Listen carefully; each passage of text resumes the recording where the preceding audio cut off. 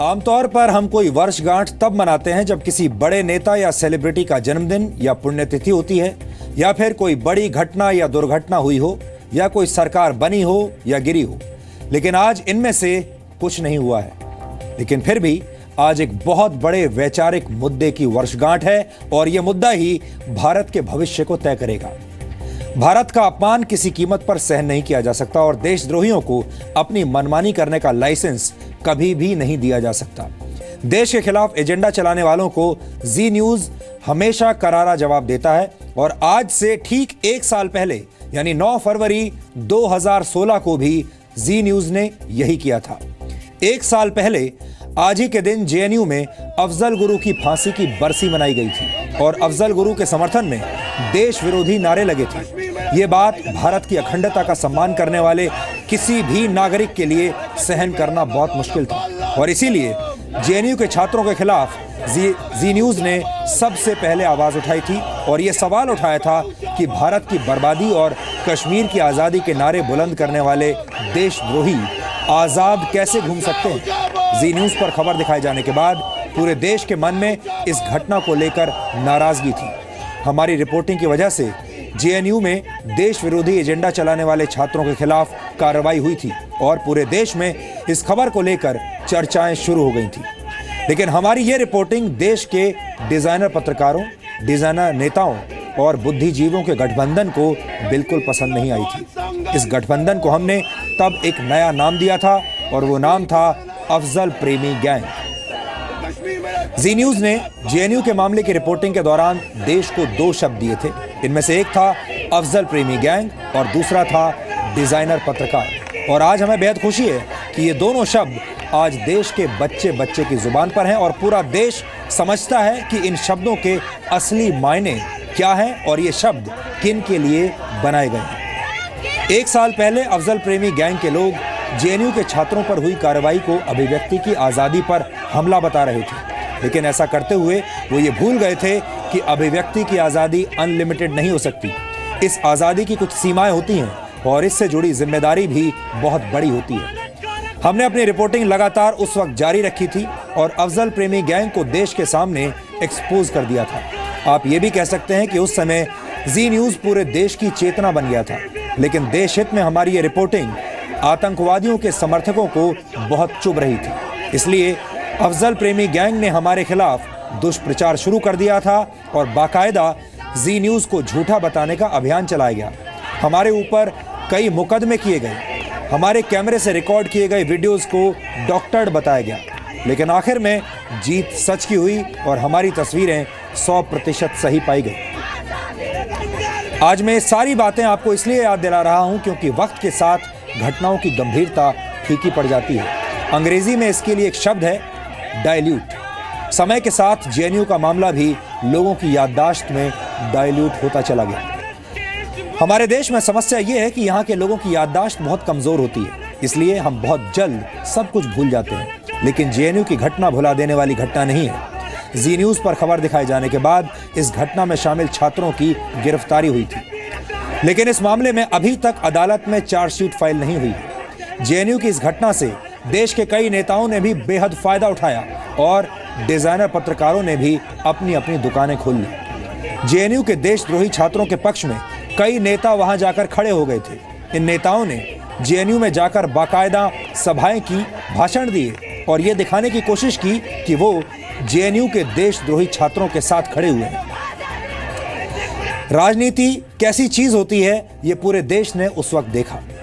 देश के कई बड़े पत्रकारों ने इन देशद्रोही छात्रों के पक्ष में ऐसी हवा बनाने की कोशिश की थी जिससे उनकी टीआरपी बढ़ जाए। जिन छात्रों पर देश के खिलाफ नारेबाजी करने का आरोप था, मीडिया में उनके बड़े बड़े इंटरव्यूज किए गए। बहुत बड़े बड़े चैनल्स के संपादक, अखबारों के संपादक जेएनयू में इन छात्रों के हॉस्टल के बाहर लाइन लगाकर खड़े हुए थे ताकि इनका इंटरव्यू किया जा सके। कुछ लोगों ने यह भी कहा था कि जेएनयू की घटना एक मामूली घटना थी, लेकिन हमें लगता है कि जेएनयू की घटना को मामूली कहकर टाला नहीं जा सकता, हल्के में नहीं लिया जा सकता, क्योंकि ये एक ऐसी खतरनाक वायरस है जो आने वाले समय में देश की एकता और अखंडता के लिए एक बहुत बड़ा खतरा पैदा कर सकता है। इसलिए उस वक्त भी जी न्यूज ने देश विरोधी तत्वों के खिलाफ एक स्टैंड लिया था और आज भी हमारा स्टैंड वही है। हम वही थे जहां पिछले साल 9 फरवरी को खड़े थे, आज भी वही हैं। हम आपको इस देशद्रोही घटना की याद आज इसलिए दिला रहे हैं क्योंकि आज भी हमारे देश में अफजल प्रेमी गैंग एक्टिव है। आज भी देश में नफरत फैलाने वाले लोग विचारों का विष फैला रहे हैं। ऐसे ही लोगों की वजह से जम्मू कश्मीर में स्थितियां तनावपूर्ण बनी हुई हैं। ये तस्वीरें आज श्रीनगर की हैं, जहां आज आतंकी अफजल गुरु की चौथी बरसी पर आतंकवादियों ने बंद की घोषणा की थी। कश्मीर घाटी में आज दुकानें बंद रहीं, जिससे लोगों को भी बहुत परेशानी हुई।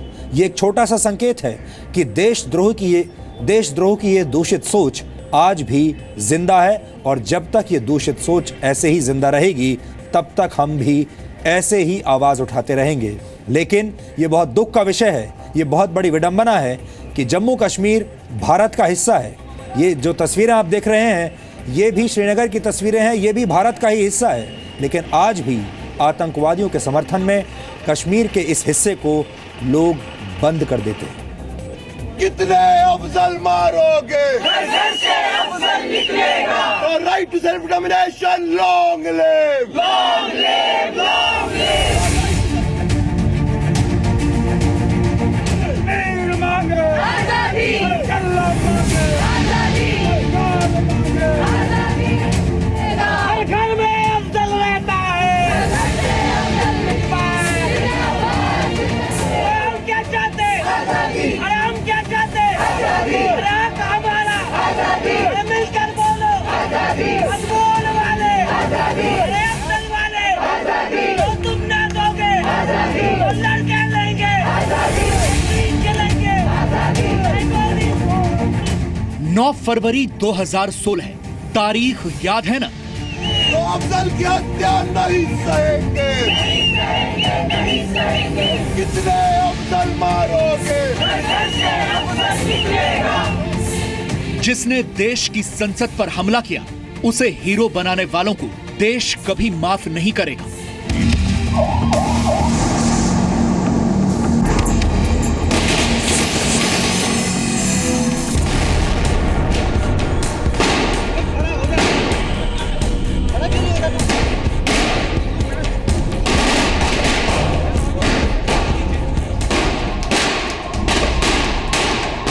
ये जो आप देख रहे हैं सामने, ये पार्लियामेंट का मुख्य द्वार है जहां से एक सफ़ेद एम्बेसडर में बैठकर ये सारे आतंकवादी इस सड़क से इस तरह से आए थे और इसके बाद इन्होंने यहां से इस तरह से ये गाड़ी वहां पर मुड़ी। इस समय हम संसद भवन के अंदर हैं जहां पर पूरा ये गोलीबारी हुई थी और मेरे ठीक पीछे वो वहां पर गेट नंबर 1 है जो कि यहाँ का मुख्य द्वार माना जाता है। ज़्यादातर सांसद इसी द्वार से अंदर जाते हैं और यहाँ से निकलते हैं।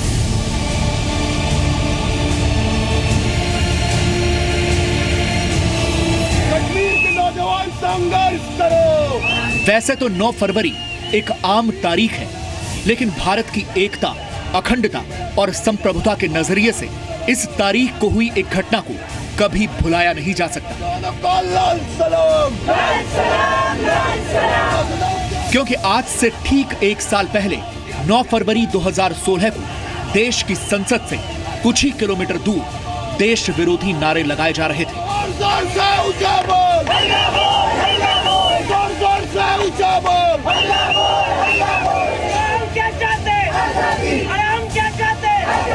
और तब जी न्यूज इकलौता ऐसा चैनल था जिसने पूरे देश के सामने इसका खुलासा किया था।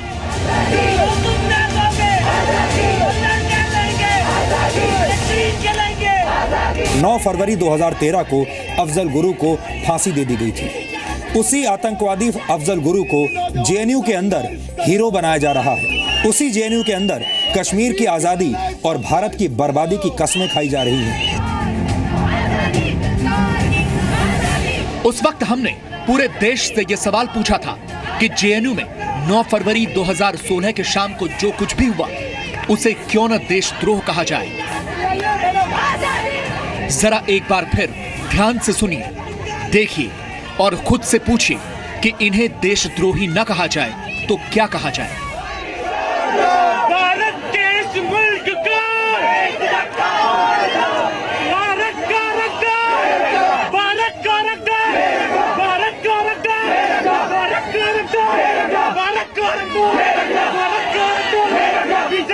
रखा, बीजेपी रखा, बीजेपी रखा, सेना रखा, आरएसएस रखा, पुलिस को रखा, पुलिस को रखा।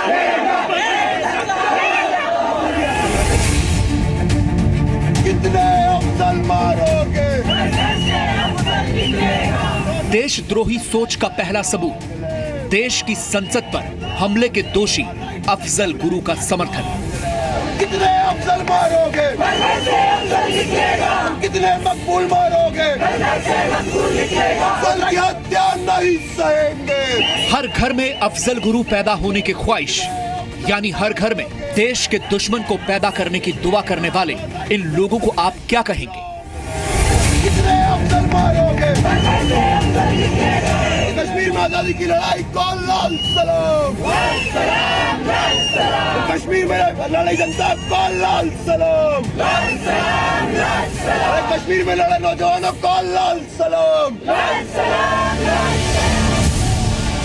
इतना ही नहीं, अफजल गुरु जैसे आतंकवादी को शहीद का दर्जा तक दे दिया गया। प्रेस क्लब में एक कार्यक्रम का आयोजन हुआ जिसमें भारत विरोधी नारे तो लगे ही, अफजल गुरु की तस्वीर वाले पोस्टर पर यहां तक लिखा गया, सेलिब्रेटिंग मार्टरडम। जिस आतंकी को देश की सबसे बड़ी अदालत के फैसले के बाद फांसी हुई, उसे शहीद घोषित करने वालों को क्या कहेंगे आप? देशद्रोही नहीं तो और क्या? हालांकि इस पूरे घटनाक्रम का एक कड़वा सच ये भी है, जो काम अफजल गुरु वर्ष 2001 में नहीं कर पाया, उस काम को उसने अपने विचारों से वर्ष 2016 में कर दिया। ऐसा दुनिया के किसी और लोकतंत्र में संभव नहीं है कि जिस आतंकवादी ने भारतीय लोकतंत्र के सबसे बड़े प्रतीक संसद को मिटाने की साजिश रची थी, उस आतंकवादी के समर्थकों की वजह से उसी संसद में बहस होने लगी। बंदूक के दम पर लेंगे आजादी, बंदूक के दम पर मैडम। और किसकी आजादी? Go India, go back, Indian army मुर्दाबाद, ये नारे लगे। गृह मंत्रालय के आदेश पे दिल्ली पुलिस कैंपस में चली गई और जिसको चाहे उनको अरेस्ट कर दिया। केवल नारे देना अपराधीकरण की श्रेणी में नहीं आता, राजद्रोह की श्रेणी में नहीं आता। जिसने टीवी के सामने आकर पूरी दुनिया को कहा मेरा इकलौता बेटा था, देश के लिए जीना मरना चाहता था, देश के लिए शहीद हुआ है, मुझे उस पर गर्व है, गर्व है, गर्व है।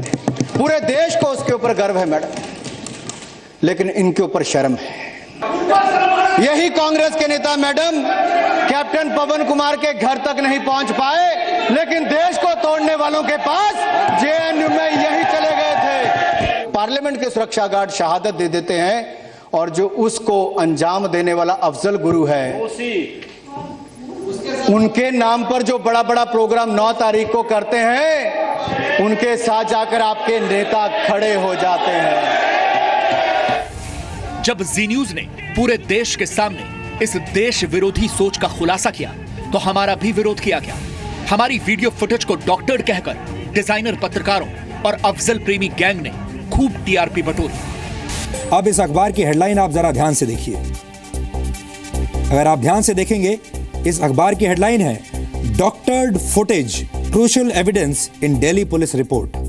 व्यंग किया गया है कि एक डॉक्टर्ड फुटेज के आधार पर दिल्ली पुलिस की रिपोर्ट बनाई गई है और उस डॉक्टर्ड फुटेज को एक महत्वपूर्ण एविडेंस माना गया है। हालांकि तब दिल्ली पुलिस की जांच रिपोर्ट ने जी न्यूज की फुटेज को बिल्कुल सही बताया था। यहां तक कि 9 फरवरी 2016 के जी न्यूज के वीडियो को सीएफएसएल ने भी सही ठहराया था। जिस ट्रूथ लैब्स की मदद से केजरीवाल सरकार ने जेएनयू में लगे देशद्रोही नारों के मामले की न्यायिक जांच के आदेश दिए थे, उसका भी एक एक सच देश के सामने आ गया था। ये जो Q4 है, यही जी न्यूज का वीडियो है। अब आपको इसके बारे में जानकारी देते हैं कि इस वीडियो में जी न्यूज की फुटेज के ऊपर कमेंट्री की जा रही है। यहां हम आपको यह भी बता दें कि इस फुटेज का इस्तेमाल बिना जी न्यूज की अनुमति के किया गया था। इसके लिए जी न्यूज से कोई अनुमति नहीं ली गई थी और फिर यह वीडियो YouTube पर अपलोड कर दिया गया, जिसके बाद इसी वीडियो को हैदराबाद की ट्रूथ लैब्स में जांच के लिए भेजा गया। हालांकि जब ट्रूथ लैब्स ने इस वीडियो में इस्तेमाल हुई जी न्यूज की फुटेज की जांच की, तो वो 100% शुद्ध पाई गई। No abrupt changes in the pitch and intensity contours, waveforms and spectrograms were found in the audio of the portions Q1 and Q4, Q4 Zee news का क्लिप है, of the recordings Q1 and Q4 respectively. आगे लिखा है, no signs of temporal and spatial distortions were found in the video of the portions Q1 and Q4 of the recordings Q1 and Q4 respectively. आखिर में लिखा है, hence it is concluded that the recording Q1 to Q4 contained in the CD marked item 1 were authentic recordings representing actual events. Kanhaiya Kumar की जमानत पर Delhi high court ने अपने order में ठीक वही बातें कही हैं जिनके बारे में हम आपको अपनी रिपोर्टिंग के जरिए पिछले कई दिनों से लगातार बताते रहे हैं। दिल्ली हाई कोर्ट ने लिखा है, The kind of slogans raised may have demoralizing effect on the families of those martyrs who returned home in coffin draped in tricolor. ऐसा दिल्ली हाई कोर्ट ने लिखा है। दूसरा, उन्होंने ये भी लिखा है, Suffice it to note that such persons enjoy the freedom to raise such slogans in the comfort of university campus but without realizing that they are in safe environment because our forces are there at the battlefield situated at the highest altitude of the world where even the oxygen is so scarce that those who are shouting anti-national slogans holding posters of Afzal Guru and Maqbool Bhatt close to their chest honoring their martyrdom may not be even able to withstand those conditions for an hour even. यानी इस तरह के जो लोग हैं जो अफजल गुरु की तस्वीर को अपने सीने से चिपकाकर नारेबाजी कर रहे हैं, वो सियाचिन जैसी जगह में शायद 1 घंटे भी खड़े नहीं रह पाएंगे। दिल्ली हाई कोर्ट के ऑर्डर में जी न्यूज की रिपोर्टिंग का भी जिक्र किया गया है। ऑर्डर के पॉइंट नंबर 20 पर यह लिखा है कि 10 फरवरी 2016 को जी न्यूज के टेलीकास्ट के आधार पर 9 फरवरी 2016 को जेएनयू के अंदर हुई घटना का रॉ फुटेज चैनल से लिया गया और उसके बाद वसंत कुंज थाने में इस संबंध में एफआईआर दर्ज कराई गई। असल में जी न्यूज का जिक्र हाईकोर्ट के ऑर्डर में 2 बार आया है। मैं आपको वो बता रहा हूं जो जी न्यूज के बारे में लिखा है, और यहां आपसे मैं ये भी कहना चाहता हूं कि हमें इस बात का फक्र है और हमें इस बात का बहुत संतोष है कि जी न्यूज इस पूरे मामले को देश के सामने ला पाया। देश को यह पता चला पहली बार कि जेएनयू जैसी यूनिवर्सिटीज में क्या होता है, और इस पर देश में इतनी बड़ी बहस हुई और हमारी खबर के आधार पर, हमारी रिपोर्टिंग के आधार पर यह केस इस स्टेज तक पहुंचा और पूरे देश ने इस मामले का संज्ञान लिया। हमें इस बात का गर्व है। दिल्ली हाईकोर्ट ने अपने ऑर्डर में जिन 7 नारों का स्पष्ट रूप से जिक्र किया है, आज वो भी आपके सामने पढ़ने जरूरी है। नारों को लेकर लगातार कंफ्यूजन फैलाया गया, जिसमें मीडिया का भी बहुत बड़ा हाथ है, क्योंकि मीडिया आपको लगातार हर रोज अलग अलग बातें कहता रहा। कभी मीडिया ने कहा कि जो वीडियो हैं वो डॉक्टर्ड हैं, कभी मीडिया ने कहा पाकिस्तान जिंदाबाद के नारे तो वहां लगाए ही नहीं गए। इस बात पर बहुत दिन विवाद हुआ कि कौन सा नारा लगा कौन सा नहीं। फिर सुई इस बात पर अटक गई कि वहां पाकिस्तान जिंदाबाद का नारा नहीं लगाया गया था। लेकिन हम ये कहते हैं, अगर आप उस नारे को छोड़ भी दें तो जरा दूसरे नारों पर ध्यान दीजिए, और ये वो नारे हैं जिनका दिल्ली हाईकोर्ट के इस 23 पन्ने के ऑर्डर में जिक्र है। मैं आपके सामने पढ़कर सुनाता हूं और सुनकर आप देखिए कि जब आप इन नारों को सुनेंगे तो आपको कैसा लगता है। पहला नारा देखिए, यहीं से पढ़कर सुना रहा हूं आपको। अफजल गुरु मकबूल भट्ट जिंदाबाद, भारत की बर्बादी तक जंग रहेगी, जंग रहेगी, go India go back, Indian Bharat तेरे टुकड़े होंगे इंशाअल्लाह इंशाअल्लाह, अफजल की हत्या नहीं सहेंगे, नहीं सहेंगे, बंदूक के दम पर लेंगे आजादी, बंदूक की दम पे लेंगे आजादी। ये वो नारे हैं जिनका जिक्र इस 23 पन्ने के ऑर्डर में किया गया है। कुल मिलाकर बात यह है कि झूठ की बंदूक से सच का एनकाउंटर नहीं किया जा सकता, सच को पराजित नहीं किया जा सकता। सच की रोशनी झूठ के अंधेरे को चुटकियों में खत्म कर देती है। यह बात देश विरोधी नारे लगाने वालों को, अफजल प्रेमी गैंग को और उन तमाम डिजाइनर नेताओं को समझ लेनी चाहिए जो एजेंडे के तहत अपनी राजनीतिक दुकानदारी चलाते हैं। Bureau report, C media. हमारे देश में सुविधा की राजनीति होती है और सुविधा की ही पत्रकारिता होती है, और इसीलिए इस तरह के मुद्दों पर हमारा देश का मीडिया और नेता अक्सर सिर्फ अपना फायदा सोचते हैं। दुख की बात यह है कि जेएनयू के मामले में कई छात्रों को हीरो बनाने की कोशिश की गई। इस घटना के बाद कई छात्र नेताओं ने अपनी अपनी राजनीतिक दुकानें खोल ली। कई बुद्धिजीवियों ने उन्हें महिमा मंडित किया और उन्हें अपने जहरीले विचार फैलाने का मंच दिया।